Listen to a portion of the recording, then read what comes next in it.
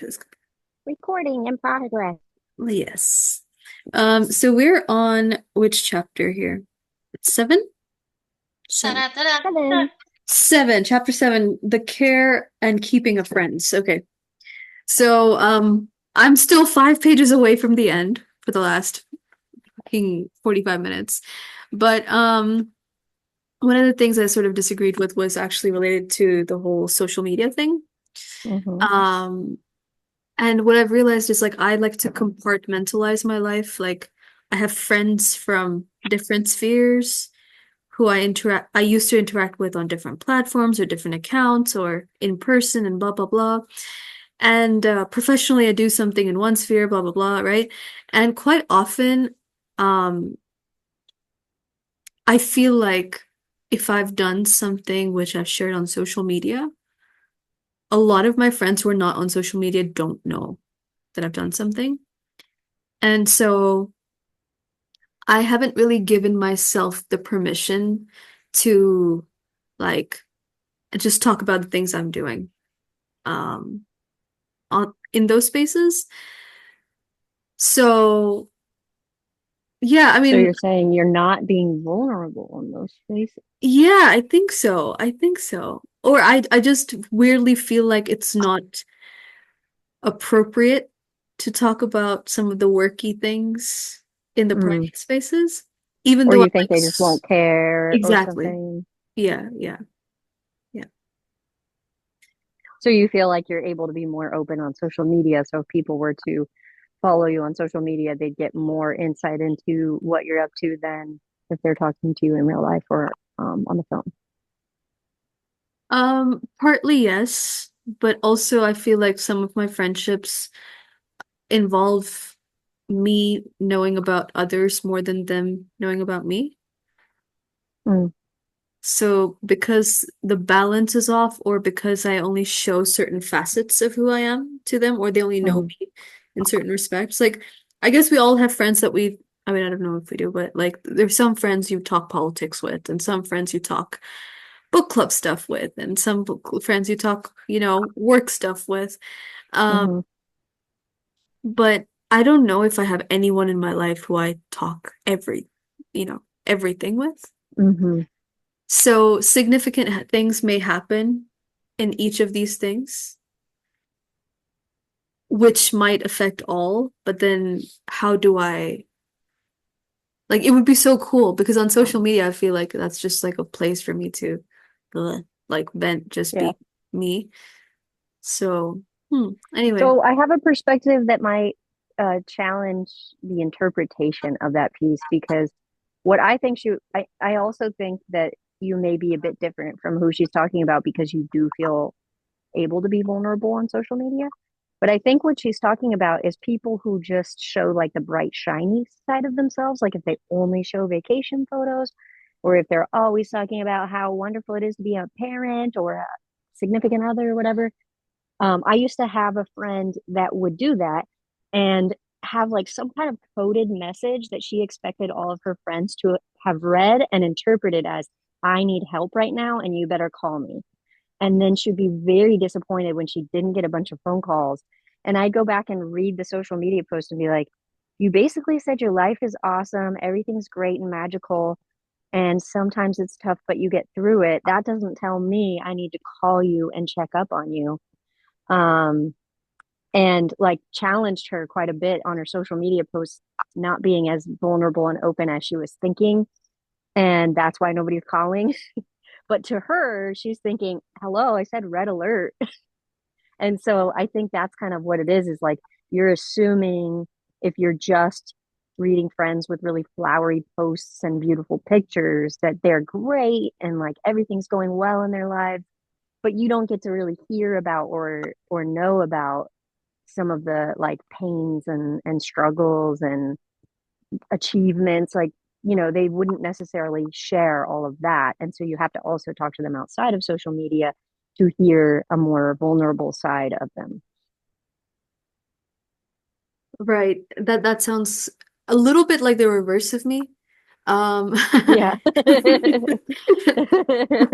and I like the only thing I would sort of add is like, let's say I was working on a thing, like I don't know, was compiling some stories for something or whatever. If it really was affecting me a lot, of course I would talk about it with my friends. And I feel like it's not followed up on.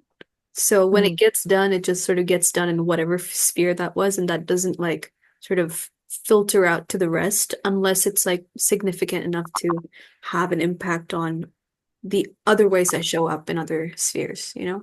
mhm, Uh, mhm,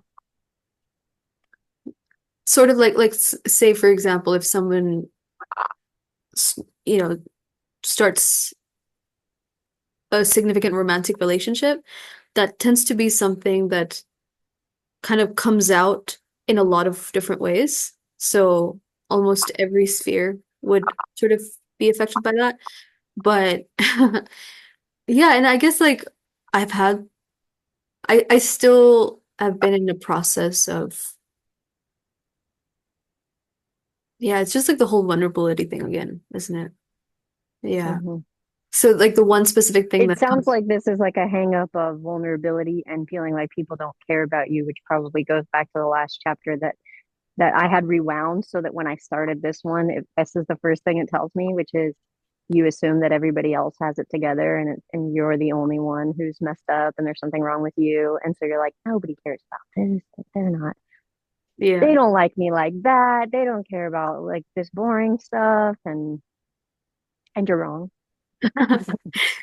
So on social media today, I posted like this thing, which was like it was called the likability gap or something, because we don't really have words between, oh, I like this person and I love this person. So a lot of Mhm. people like underestimate how much they're liked by others. Um, Oh, yeah. Hmm. so that I was can like see that. really interesting. And I think like maybe that's where I have a thing. Like I have to. I mean, I can relate to that. And I even remember listening to some of the things she was saying and thinking, I just have such a hard time believing that people care about me like that, other than maybe like a sibling. I was gonna say maybe my mom, but I'm like, maybe, maybe. Yeah, I Like hear maybe you. my family, but nobody else gives a crap about that kind of stuff. But I don't think that's true. I think that's just how we feel about ourselves. Yeah. Something we need to work on. Yeah, I think a lot of it is like overthinking it and like being too in my head. Cause like I find that like when I stop thinking about what they think and just go and interact, like usually people are like way more responsive to that and like Hmm. people will talk back, you know? If you say something, they're gonna say something back, you know, and that's kind of just how it goes. It's like at least for me, I feel like a lot of it is like getting out of my head and just Hmm. throwing myself in there. Yeah. Overthinking definitely sucks. Hmm. Hmm. I feel like just reminding yourself to stay present really helps. Hmm. So true. And I think like what's coming to my mind is like if I start something new that means a lot to me, that is such a like a vulnerable place because like I'm just learning it and I'm trying it out, testing to see if I can.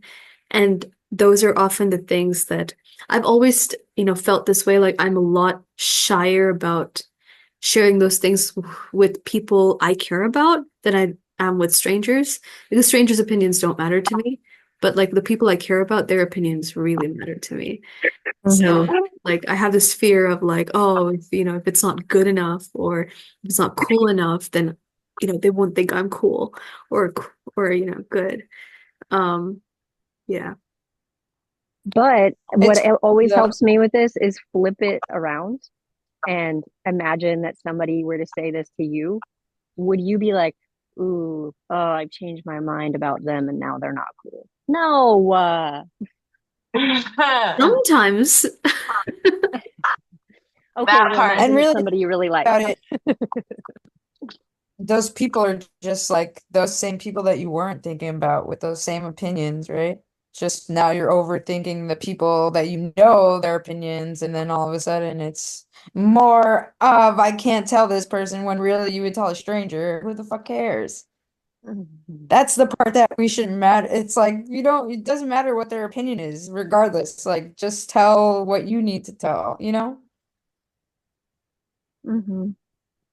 Perspectives will always be I think we perspectives. usually like people for them and like who's at their heart and core and center and not all the auxiliary, like what do you get into? How cool are you? What kind of cool stuff do you do? Um, that would be more of a superficial like. And so I'm not sure that that's like more important than the one where you like somebody. I feel like I like people for their heart and their brain. I'm like, oh, Mm-hmm. okay, you're very Yeah, interesting. yeah. And you can tell like how someone treats someone, like I don't know, I think that might say a lot to like the I don't know, actions, I guess. I guess I observe a lot.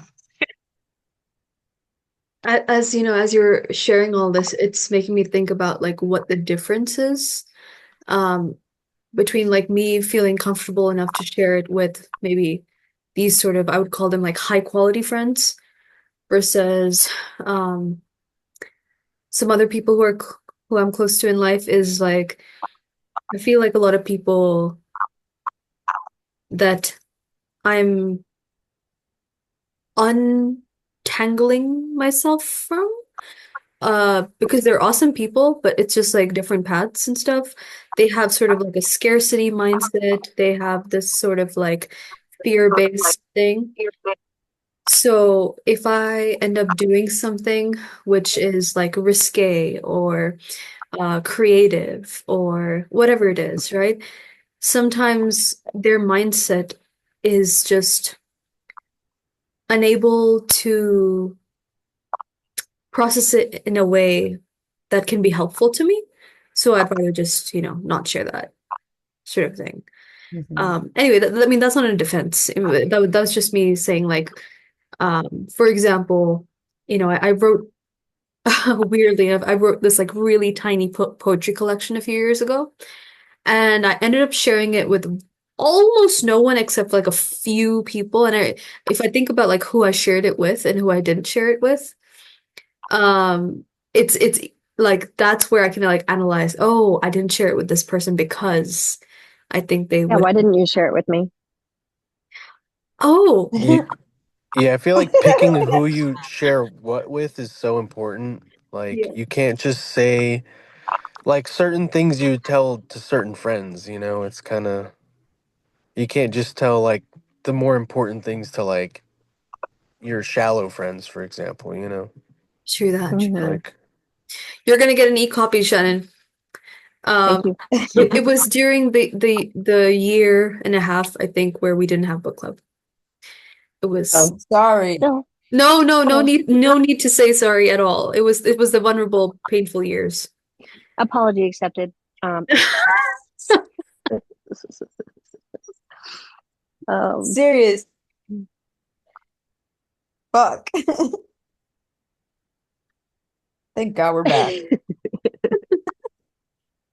COVID. Um, yeah. That still though makes me wonder if it's because of what you said before about not being cool. It makes me wonder if you were worried about who you sent it to, whether they would think you were cool or not cool because of the poetry. It was more of like if somebody was to just be like so what like one of my closest friends at the time doesn't know about this because Uh-huh. she was trying to get herself published for years. Mm. And I self-published a poetry collection and I know I could guarantee because of her negative mindset, she would like on the surface like be like, "Oh, I'm so proud of you," and blah blah blah blah blah.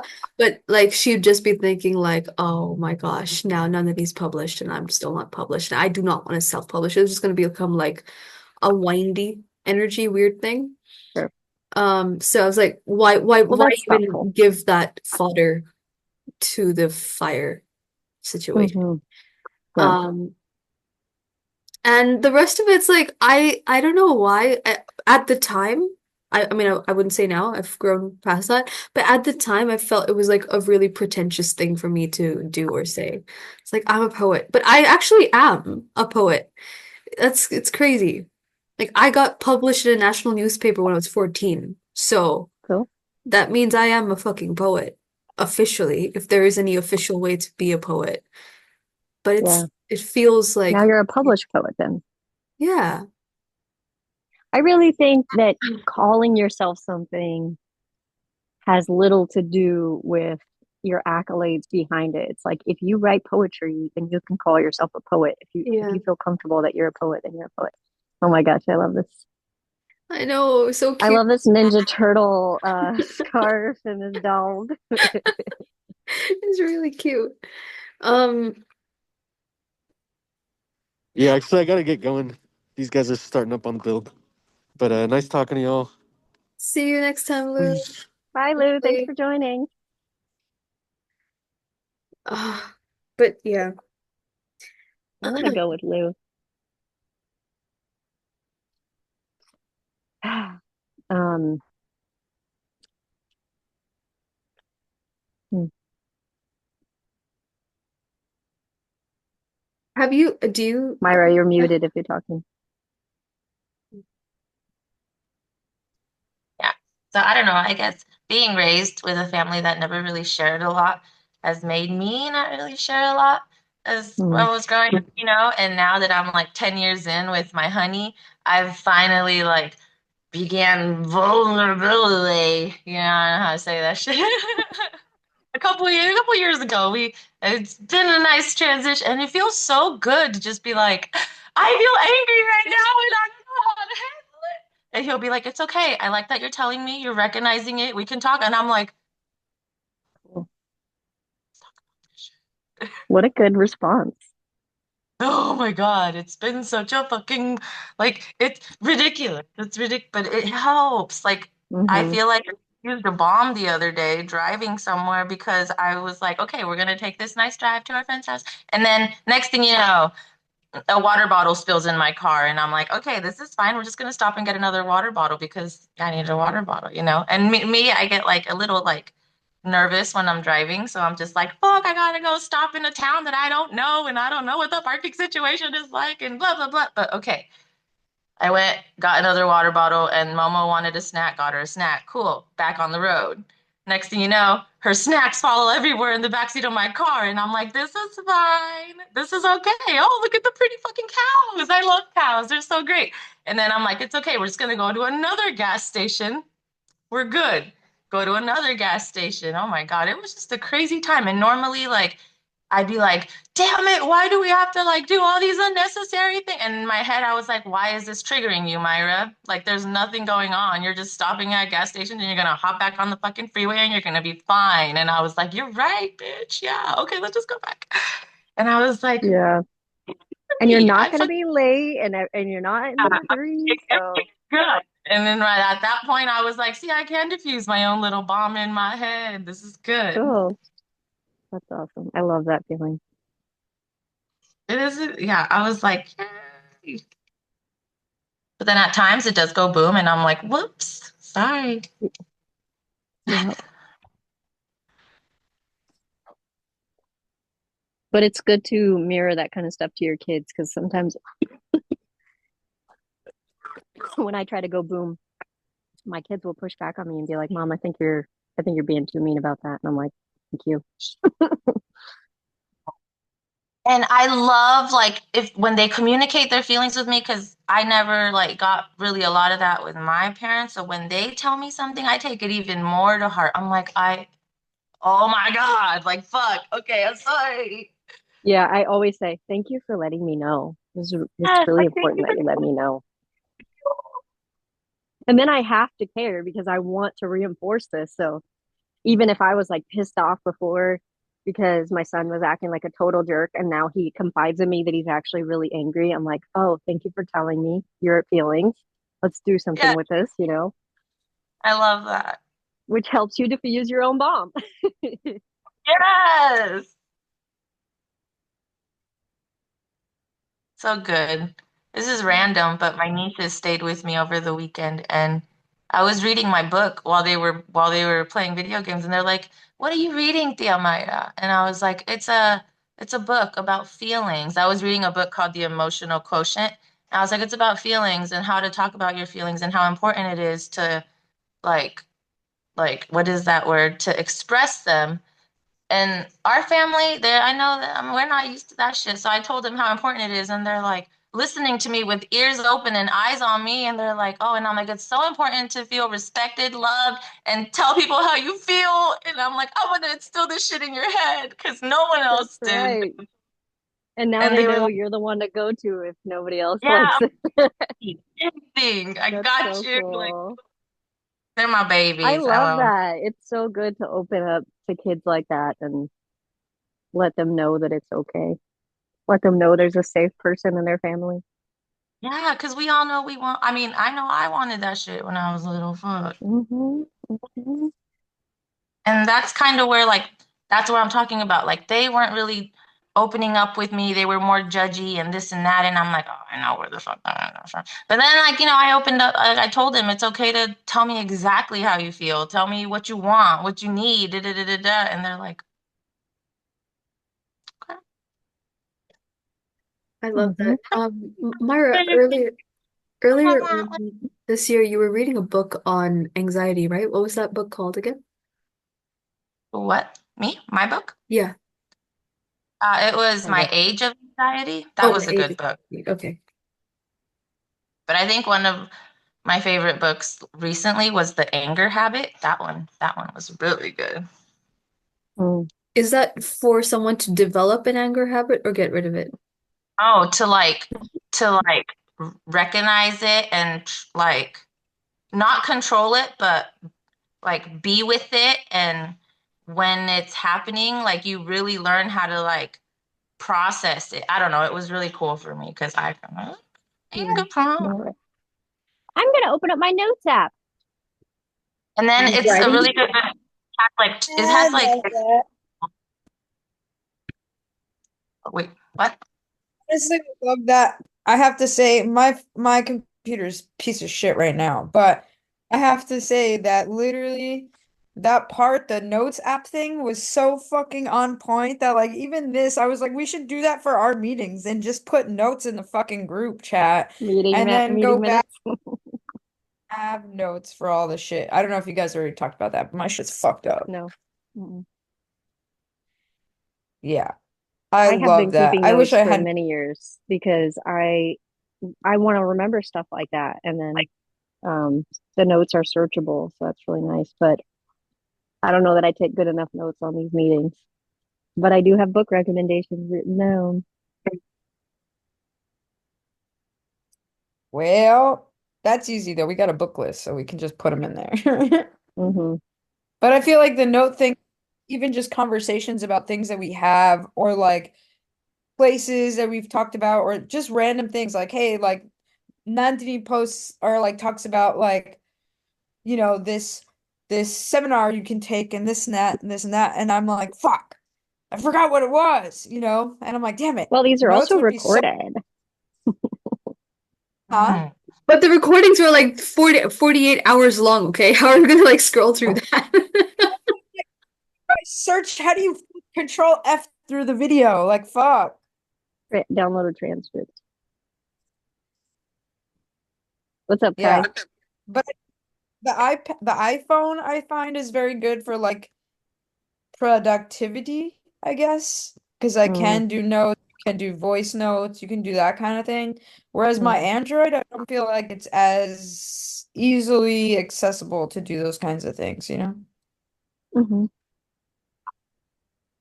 Do any of you use like Notion or Evernote and stuff like this for work? No. No, I used Evernote in college. Okay. Never even heard of that. Or Trello or any of the I know project one thing management. about Evernote is you can write on paper and then take a picture of it and it'll transcribe it into text notes, which is nice. That's super cool. Okay, then I'm gonna be the one to explore this stuff.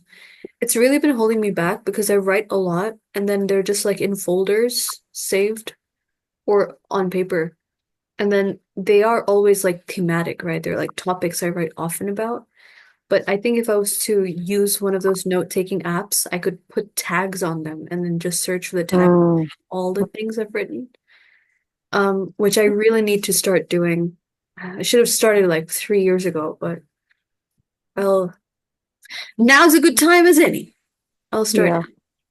All right, but y'all, Kai has something to say. Oh, sorry, Kai. Yes.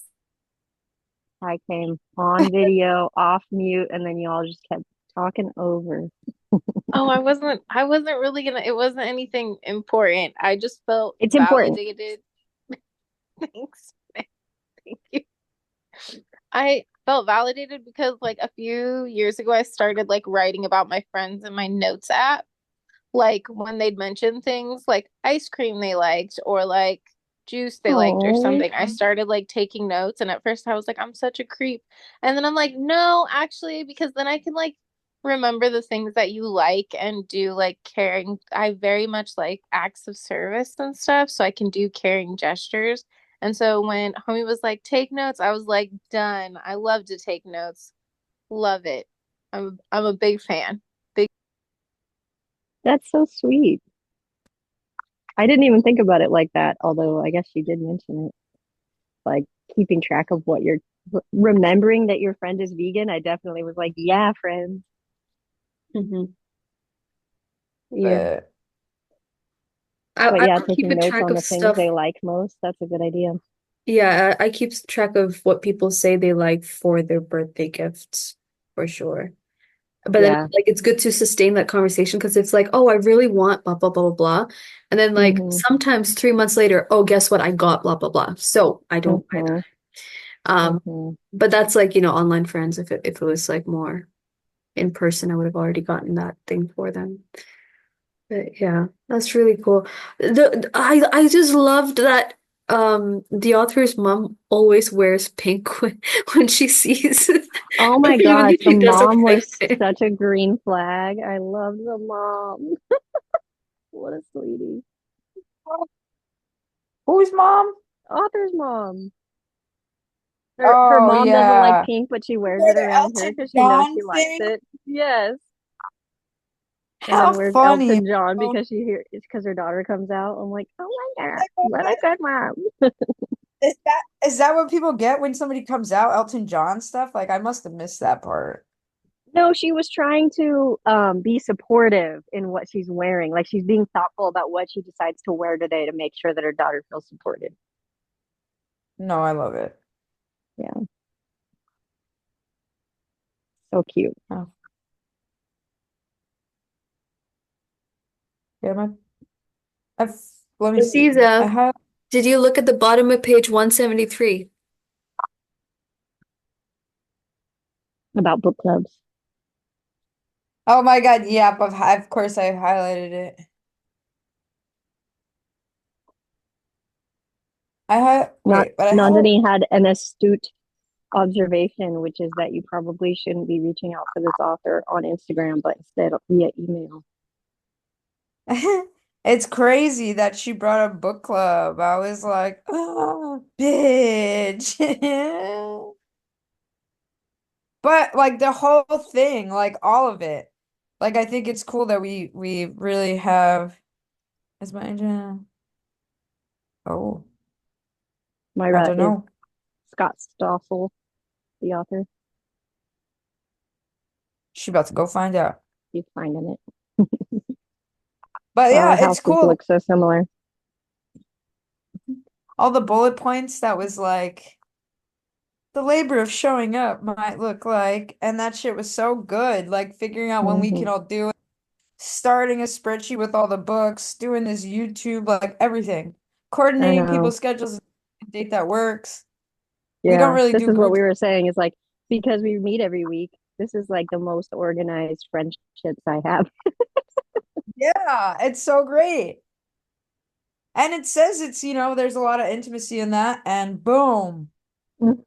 Yeah, intimacy. But agreed. yeah, This book is so validating. Ugh. Yeah, I didn't really feel like I felt like I implemented a lot of this chapter, but it was still nice to read it and be like, oh, good, good. These are good Yeah. things. Because I actually have quite a few friends who are long distance. But that was something else to acknowledge was that you can only actually have 3 to 5 close friends. And I'm always like, dang it, I'm such a bad friend. And it's like, yeah, because I'm trying to split myself amongst so many people. Um, that doesn't work.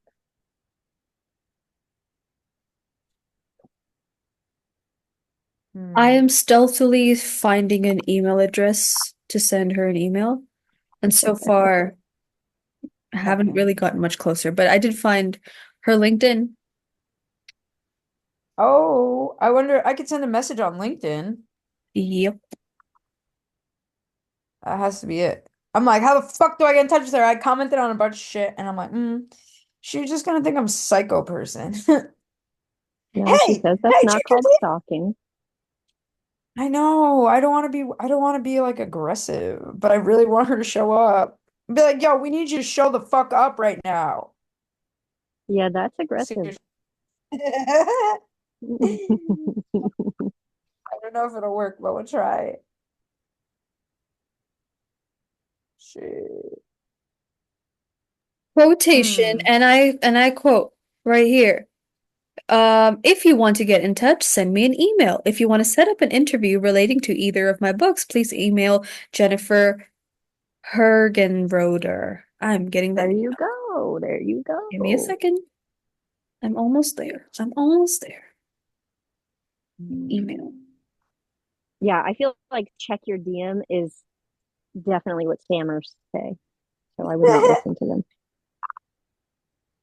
Hey, hon, you Yeah. have such a great energy. Can I read it for $20? Yo. That's like how everybody gets their shit scammed. I know. And the fact that everybody says yes and then somehow gets their shit hacked is so funny to me. Wow, Like, okay, her what? email, okay, guys, her email is literally, I can't believe it. I have to say it out loud because I can't copy it because it's like if I click on it, it's sending me to like random ass tabs. Her email is rachel@justgoodshit.com. Nice. Fuck yes. Wait, I gotta write that down. Hold on. At Proof, justgoodshit. Give me a Proof second. she's a homie. Proof she's a homie. RACHEL at justgoodshit.com. Love it. Now I want to go on that website. What on earth is justgoodshit.com? by the way, I'm assuming you guys have not Googled my weather. It's so good. It's the best time of year. I've I never can see the experienced weather the spring until I moment. moved here. Oh, that's It's so so good. nice. The weather that it's like 70 degrees outside. I don't know what the temperature is, but the sun feels amazing. And the flowers, and I don't know if you guys can hear the birds tweeting everywhere. Let me show you my Yeah. most favoriteest part of this time of year. This is how I can tell it is this time of year.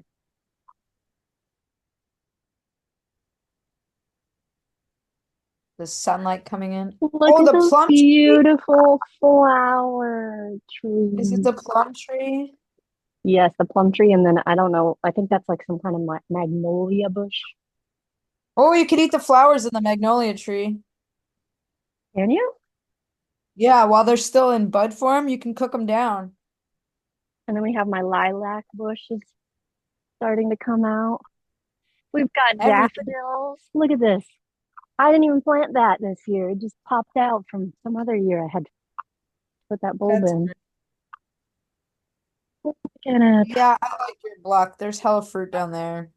I know. I just have the most beautiful little cute little neighborhood. Oh my God. What is this note you said? Is that what her thing says? Oh my God, my computer's so fucked up. Yes. I'm gonna send it to you on Telegram, but it's gonna just take me a few more seconds. Please, Telegram would be great because my computer is having a hard time. Hmm Oh, that's fucking sick.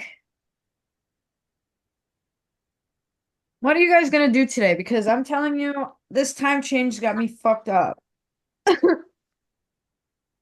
I went to bed at like 8 o'clock last night. I don't even care. I want I'm to go to so the tired. antique. Are you? I want to, I but feel you. it's probably not gonna happen Why? because everyone's still sleeping. I want to be still sleeping. It feels like I should be. This is what time we would be starting book club right now. And now I'm like, oh, I'm really tired. And my poor computer is not working. Like, I'm not really sure what to do. I don't know. I deleted the antivirus software, but now it keeps telling me Microsoft Windows is not working and it keeps trying to restart my computer. So I might have fucked it up. So I'm just gonna not let it do that because I'm not sure what's gonna happen if I do, but I can't lose all the shit on this computer. You know, I just keep letting it black out and then like say my Zoom is not responding and then it like pops back in. Yep. Um, Don't. well, come on over then. I'm pretty good at computers. You Um, what? I said, You're come on great at over then. computer? I'm pretty good at computers. I used to be like Oh, good. IT for my office, fixing everybody's computers. But if your computer's old, that could be the problem. It's like got Like, Windows 8. It needs Windows 11 or some shit, and I don't know what to do right, but about if it. your computer's old, then it doesn't support Windows 11, and so then it's just going to stop sending updates and it's going to continue to screw up. I think I just need to get Windows 11. If you were able to, you'd be able to get it in the software update So how do I do portal it? How do thing. I update? Well, it depends. Do you know what year your computer is? No. I don't Wait think up, you. wait up. Okay, Oh, now. sometimes you have things that you really need to vent about or you really want to vent about, and that is what's going on with you. So I like that she gave the example of complaining about the server and the time it took to get the food and like each little thing, which is a lot different complaining. There are times in life when I have not a lot of positive to report. I have a lot of venting I need to do. And I try to be mindful about how much I talk about that because I know it can bring people down. But sometimes, like, that's what I really need from people is just listen so I can get this off my chest. And I'm sorry if this happens often, but I just kind of have a stressful life. And I also talk about good stuff sometimes, but there's just times in my life when I couldn't tell you a lot of good stuff going on. And if I were to try to just focus on the good stuff, I wouldn't be being true to myself or vulnerable or anything. But that doesn't mean I'm going to also complain about everything about what went wrong in this, you know, friend date that we're having. I definitely can still see like gratitude in things that go well and getting to be around friends and stuff. And so I think that's something that's definitely important to keep an eye on. I remember I went to on my honeymoon with my ex-husband. We went to Italy, and before we got to Italy, we had to like meet each other in the New York airport because I was at a work thing and he was at home.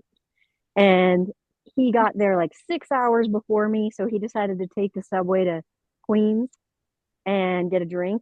And then my flight got delayed by 3 hours. So I arrived for an international flight less than an hour before it took off. And I arrived in a different terminal than the flight took off out of. And he had his credit card declined trying to get on the subway back to the airport and had no secondary method of payment and Oh had no. to walk in non-walking shoes to the airport with his luggage from Queens. And so when we both arrive at the terminal together, we're both stressed to the max and tired and angry. And like neither of us will hear each other's thing because we think our thing is like definitely more stressful and terrible. Like I remember just people being so rude in New York, and I was like, I hate this place. And I feel like I told you guys about this before, but when he walked up to the airport, this is how he found out you can't actually walk up to an airport. And he got a guy who worked at the airport who was just getting off his shift. He had gone to like the workers parking lot, and he was like, "Hello, excuse me, could I please have a ride?" And he's like, "Bro, don't ask like that." But yeah, get in the car. You're not gonna make it in New York with that kind of attitude. So he gives him a ride into the airport and drops him off. And we make it. But then, as you can imagine, day one in Italy, we're walking around everywhere and his feet hurt. They're like swollen blisters. And he just keeps saying, "This sucks. This sucks. This sucks." He wants to go back to the room and just watch TV. And I'm like, no, we just got to Italy. We're doing stuff. I don't care if your feet hurt. We're going. And by the third day of him just saying this sucks every day, I was like, if I hear this sucks come out of your mouth one more time, I'm leaving you. I'm leaving you right here.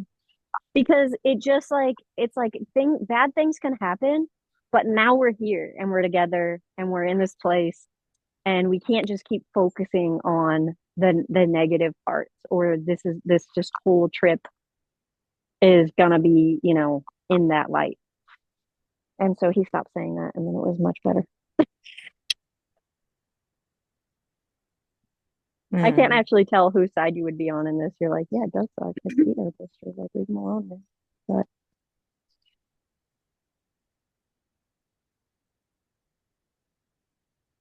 oh my gosh,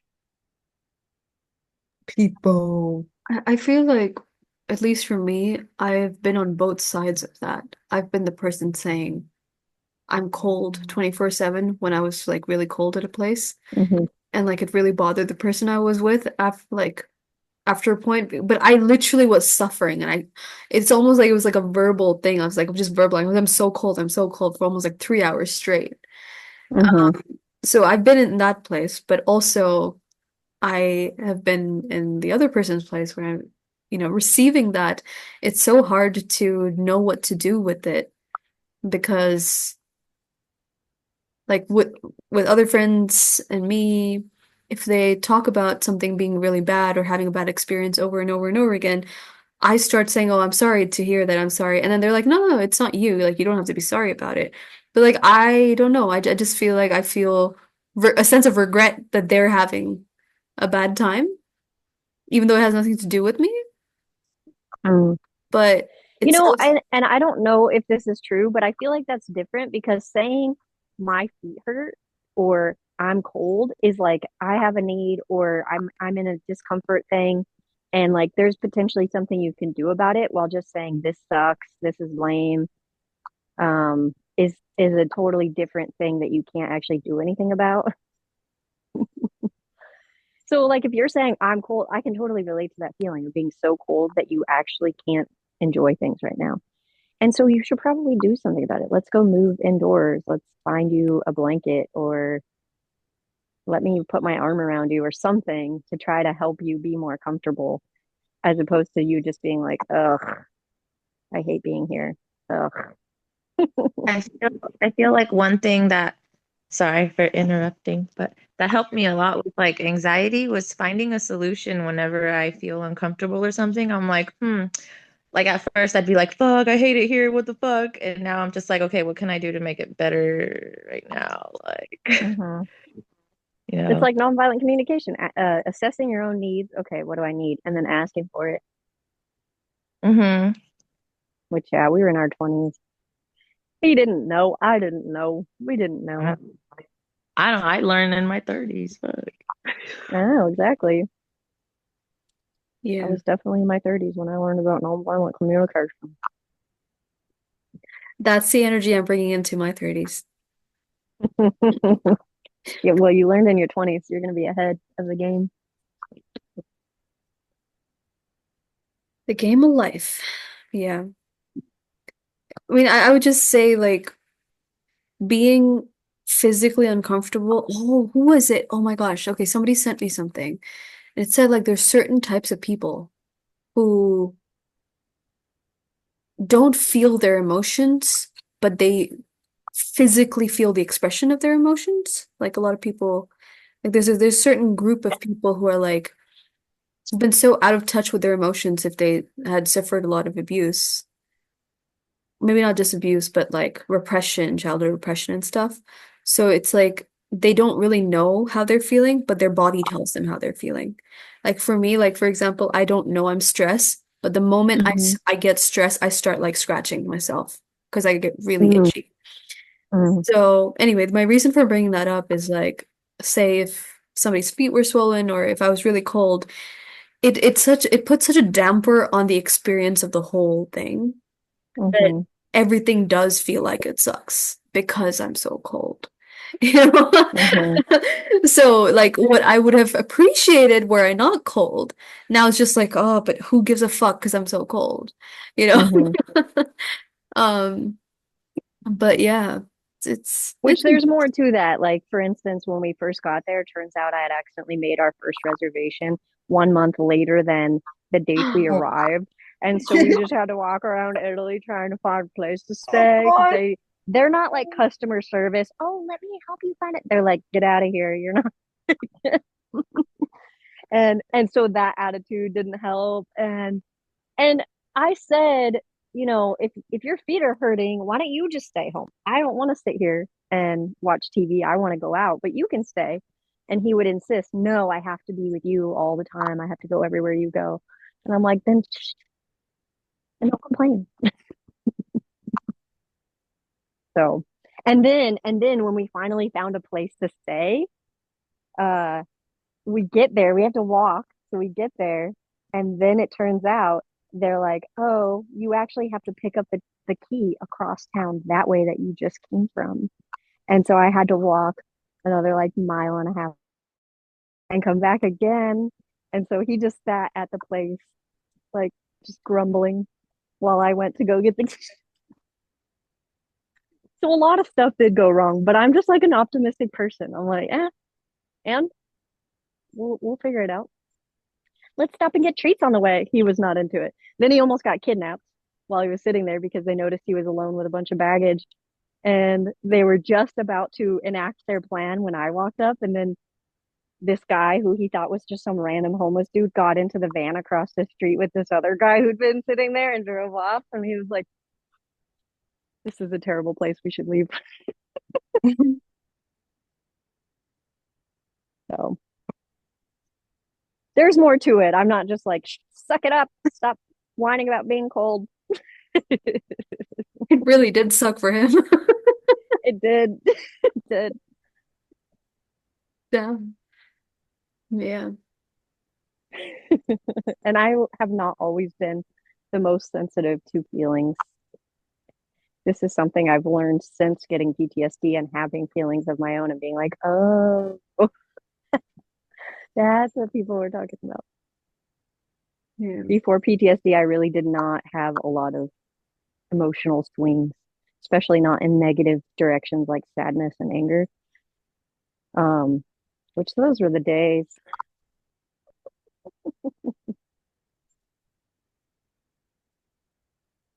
Not because I wasn't actually sad and angry, it was because I was traumatized, but at least I didn't feel that at the time.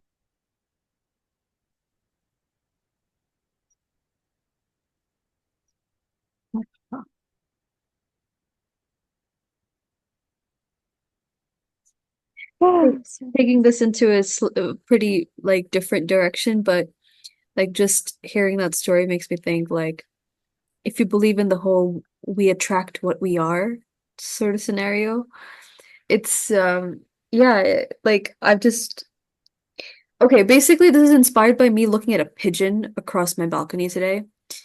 And there was a pigeon on the opposite side of I mean, my building, there's another building being constructed and it had rained a few days ago. So there's like this place where there's just like a square of water on the roof and there was a pigeon just perched there. Like I was looking at the pigeon and the reflection of the pigeon at the same time. and there's like really cool, it's just like bobbing its head and it's like the reflections bobbing its head. It's like really cool.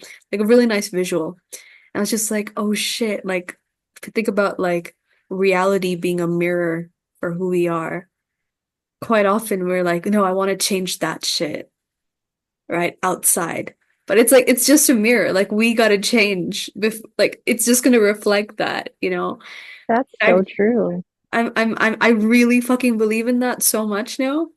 So like and it's like the outside does inform the inside, but the inside definitely can shape the outside and does shape the outside. So Hmm. yeah.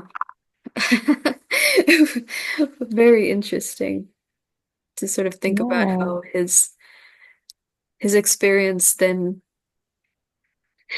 his emotional state was magnifying these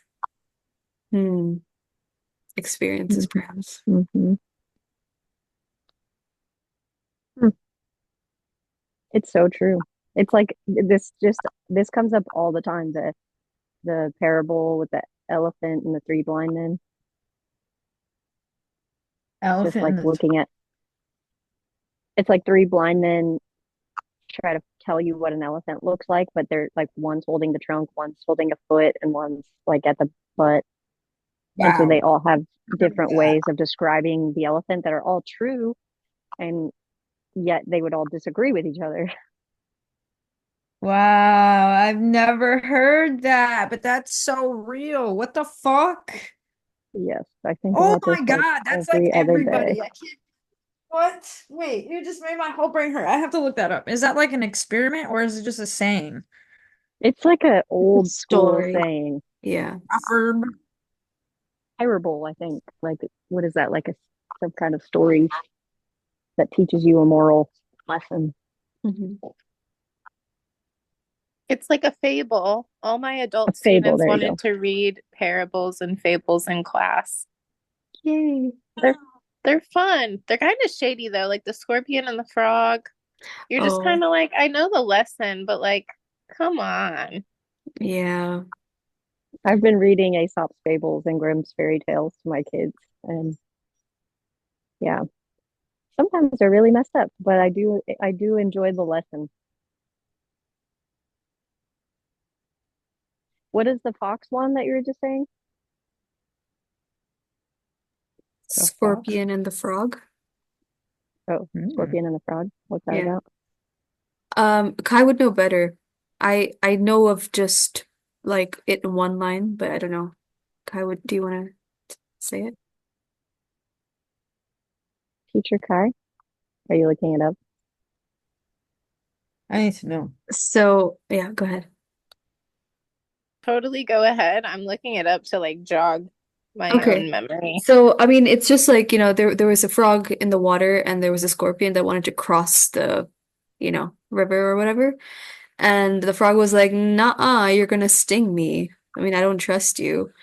And the scorpion was like, "Well, that's not gonna happen because if you were to get stung, if I was to sting you, you would drown and I would drown too.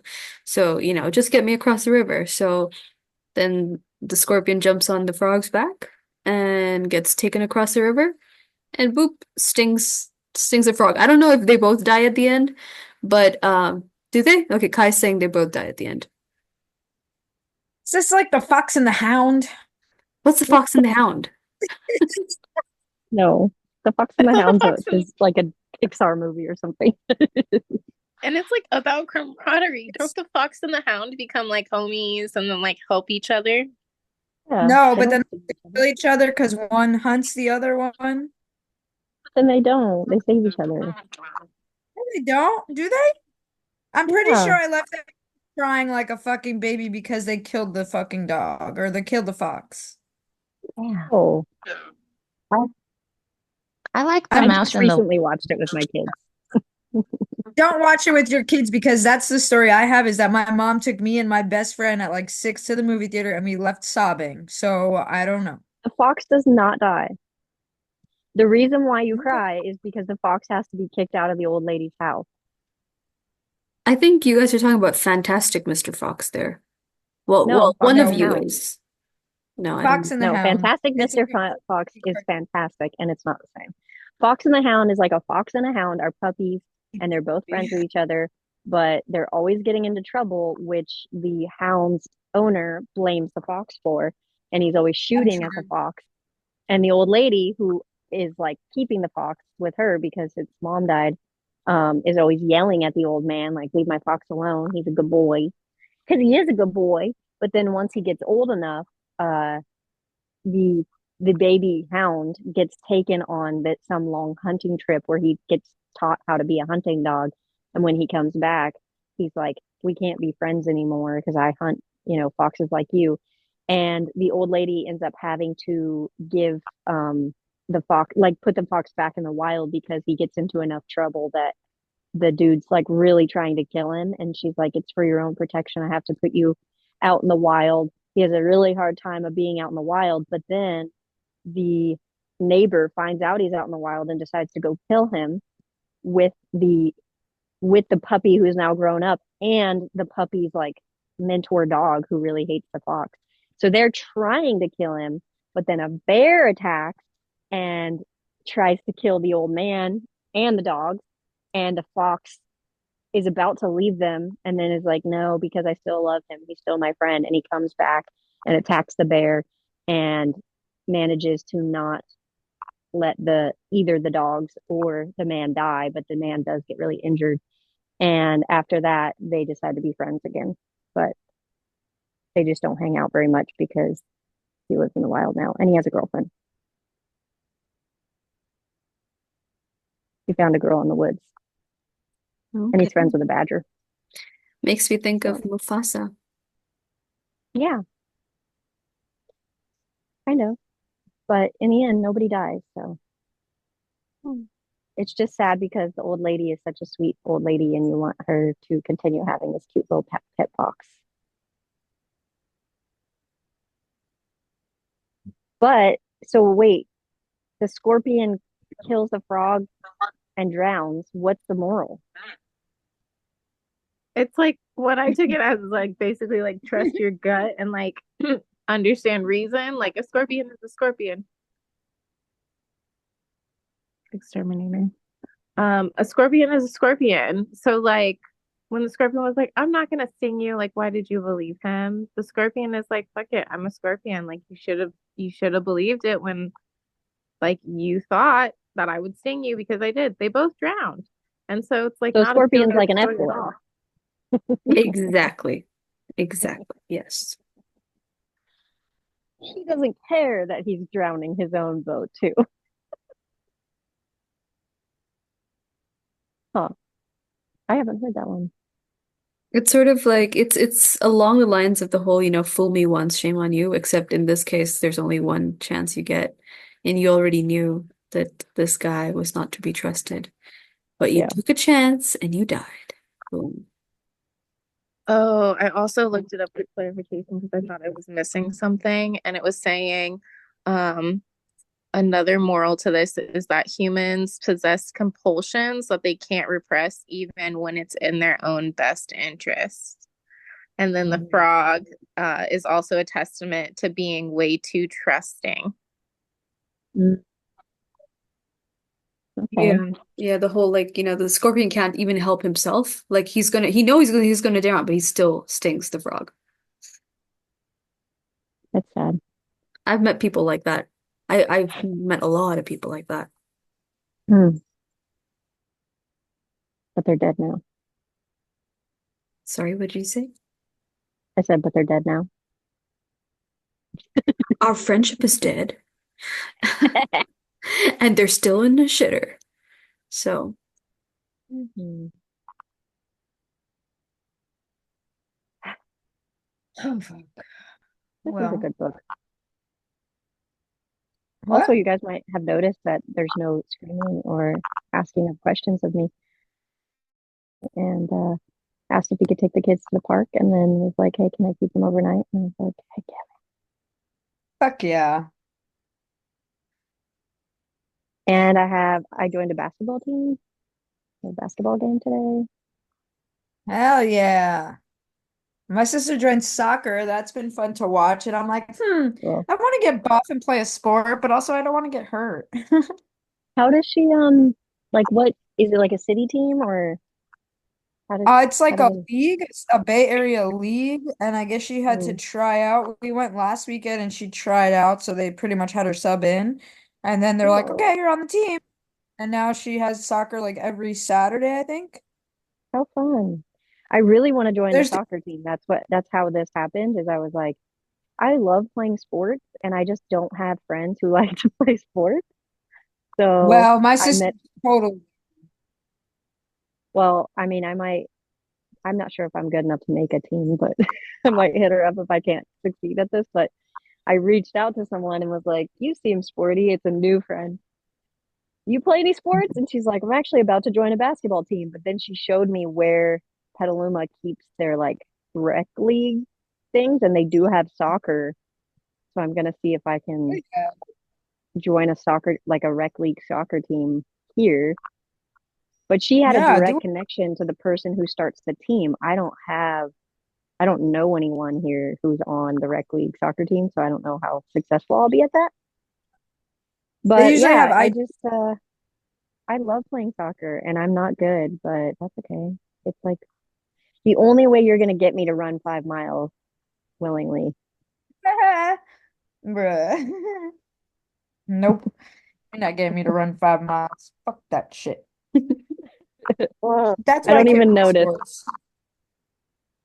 And my son, Cal, he's so into it. He's gonna be a sponsored soccer player according to him. Oh yeah. So he's a good practice mate. I just noticed a gap in what was talked about in well, what has so far been talked about in the book, and I've just shuffled through the rest of the titles of the chapter, and I don't know if the author's going to talk about this, but we went from like, oh, how do I make friends in a new city, or how do I make Mhm. friends as an adult, to straight up like, here's how to be a good friend. Uh-huh. But I don't feel like too much was talked about, or maybe like it's in the last 5 pages, which never seem to be finishing here. But I don't think a lot was talked about like discerning.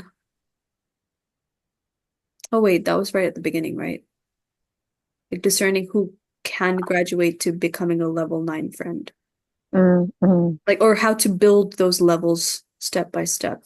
I mean, I I don't guess, know that she's exactly explicitly said that, but she said things like the vulnerability thing, yeah, which I guess you haven't gotten to yeah, fully, but just like if people aren't being vulnerable with you, it might be communicating that they don't want to move forward, but she's not necessarily relating that to the level. So that's a good point. It's like, what does it look like to, what does level 9 look like? You might be able to imagine what level 9 feels like, but not what every single level feels like. true. And how do you graduate? And yeah. Yeah. Is this the last chapter? No, there are loads more. Oh, okay. There are 4 more, around four. Okay. 4 more, I think. There was what was it?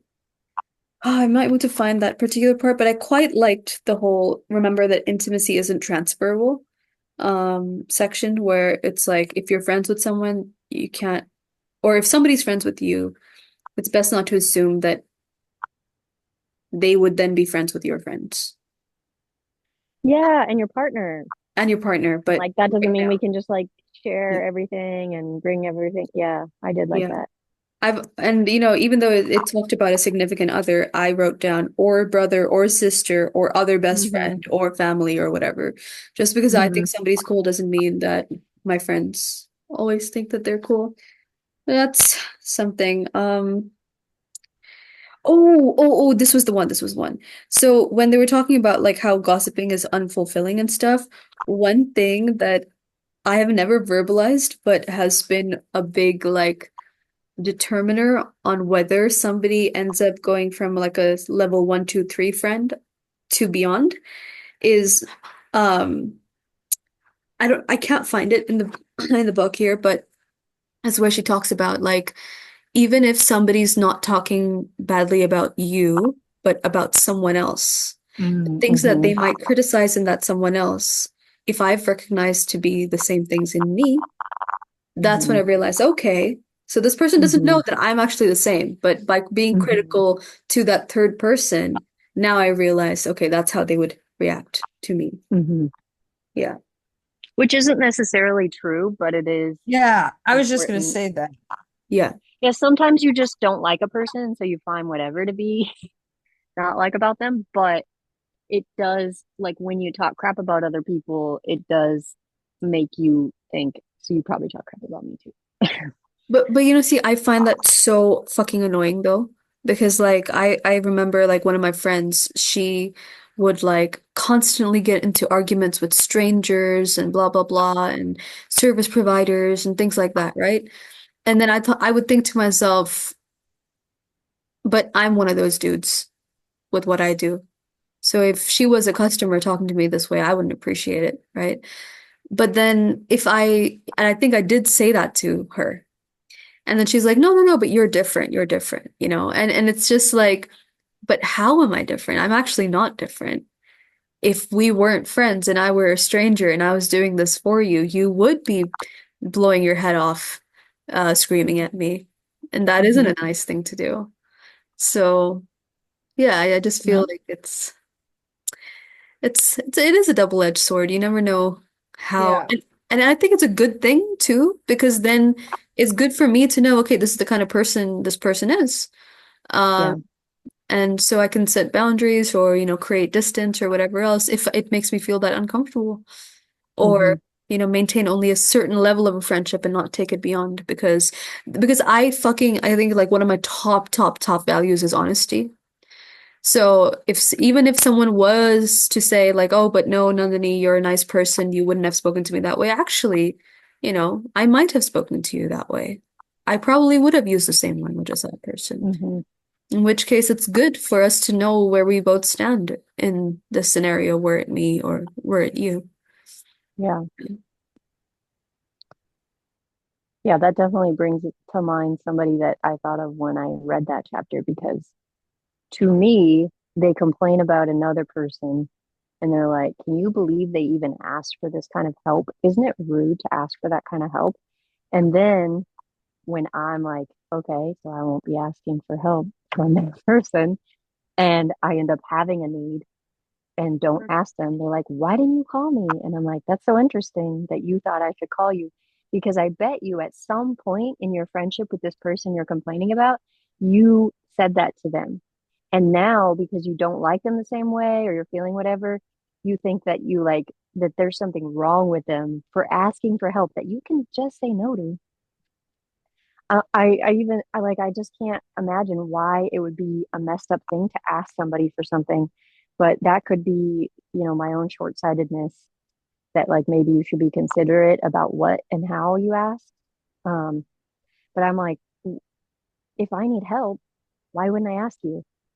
Um, in whatever thing I need help for. I can totally accept no as an answer. So yeah, I didn't think that that person really realized how that comes off. Like you're literally judging somebody for asking you for help, and then you want me to ask you for help. I'm not going to ask you for help, man. Yeah. Ugh. That's not a safe space. And is that maybe like observing like little things and just putting it in our back pocket for later and being like, Hmm. no, I don't think you like that, so I'm not gonna do it. And I think that's okay, like, because you learn about people and you know what they don't like or whatever. But I guess it's like, I don't know. I feel like it's okay to know that kind of stuff and know who you can and cannot rely on. Yeah. But so what I'm gathering though is like it's not that there's a problem with asking for this help. It's that when you switch in this person's mind from being a good friend to not, or like being annoying to them, it's not going to be clear to you. They're just going to continue acting like they're your friend. Almost like, and this is how I look at it, and this really bothers me, which is why I'm observant about this, almost like a charity. Like, oh, you poor thing, you don't have any friends, so you need me to stay your friend, even though I don't really like you. No, please do not stay my friend out of charity. I do not need charitable friends. Yeah. I think there's a lot of disrespect to that way of thinking with people who you would call friends when you don't actually respect your friend, you don't actually like your friend that much, but you feel guilty not being their friend. Like it's almost like staying with a partner that you don't like or respect. You're not doing them any favors. Yeah. You're just taking more of their time and space that they could be using on somebody who really enjoys their company and like lights up around them. And so, yeah.